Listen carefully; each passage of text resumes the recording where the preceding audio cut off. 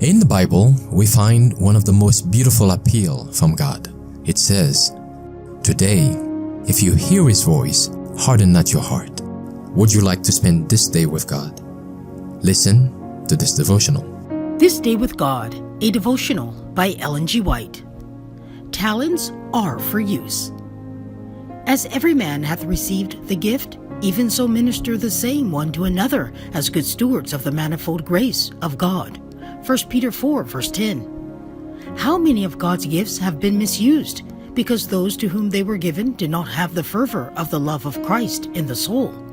There is great need of each one doing his best. There are those who would have used wisely the talents given them if they had been left to struggle and depend on their capabilities. But they became the possessors of means, and they lost the incentive to cultivate their talents and make all possible of themselves by communicating what they had. An abundance of money has spoiled them for faithfully fulfilling their stewardship.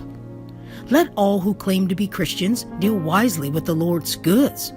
God is making an inventory of the money lent you and the spiritual advantages given you. Will you as stewards make careful inventory? Will you examine whether you are using economically all that God has placed in your charge, or whether you are wasting the Lord's goods by selfish outlay in order to make a display? Would that all that is spent needlessly were laid up as treasure in heaven. God gives more than money to his stewards. Your talent of imparting is a gift.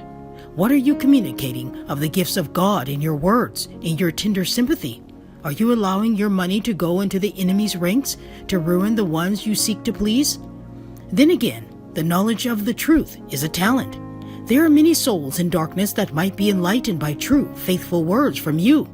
There are hearts that are hungering for sympathy, perishing away from God. Your sympathy may help them. The first work of all Christians to do is to search the Scriptures with most earnest prayer, that they may have the faith that works by love and purifies the soul from every thread of selfishness. If the truth is received into the heart, it works like good leaven until every power is brought into subjection to the will of God. Then you can no more help shining than the sun can help shining.